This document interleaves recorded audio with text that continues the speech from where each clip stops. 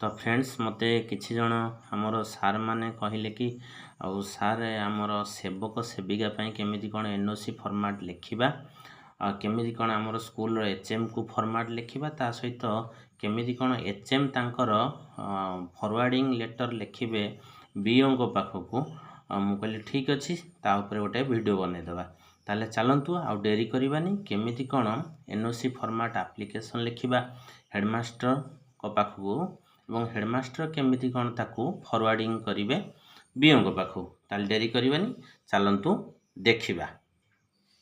देखंतु एठी मु मो स्कूल रो नेम मेंशन करिछि आपण आपण को स्कूल रो नेम मेंशन करिवे लिखाइछि टू द हेडमास्टर खर्दा पीएस आपण भी आपण को स्कूल रो नेम लिखिवे सब्जेक्ट रे अछि issue of NOC to apply सेवक सेविका under ST and SC development department reference रे कोन लिखियो पड़िबो ना ओ ट्रिपल एससी एडवर्टाइजमेंट नंबर लिखियो पड़िबो आईआईई जहाँ भी अच्छे एडवर्टाइजमेंट नंबर मेंशन लिखिबो तापर लिखिबा को पड़िबो respected sir with due respect I beg to state that I am आपण माने निजरो ना लिखिबे currently appointed as a JTS आपण मानकर स्कूल रो नेम लिखिबे since 7th October 2024 I am preparing for job betterment.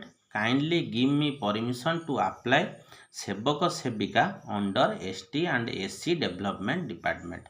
हम एठी कही रखे आपण माने जदि एलटीआर पई भी अप्लाई करथिबे ताहले आपण माने जदि एलटीआर पई अप्लाई करथिबे ताहले डबल एप्लीकेशन लिखिबा दरकार नाही।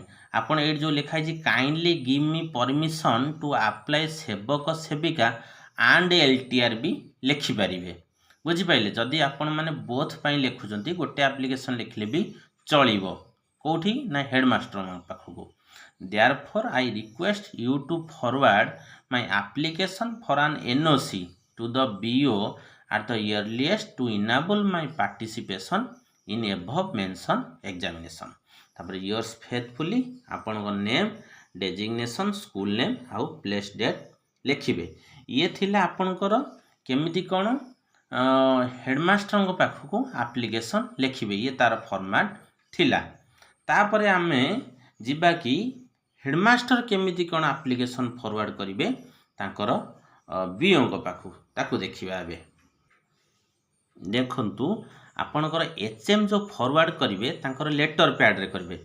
आपण माने निज निजर एचएम को कहिवे कि से तांकर लेटर पैड रे ये एप्लीकेशन फॉरवर्ड करिवे प्लेन पेपर नो लेटर पैड रे। देखंतु लिखिबे to the BO Patamundai forwarding of application of JTS आपण को नेम लिखा हबो to issue an NOC to apply सेवक सेविका under ST and SC department reference advertisement number लिखा हबो तापर लिखा हबो sir I am here with submitting the application of आपण को नेम लिखा हबो who had joined in our school date भी मेंशन हबो he is preparing for job betterment he wants permission to apply सेवक सेविका under ST and SC development department and wants to no objection certificate or NOC as soon as possible.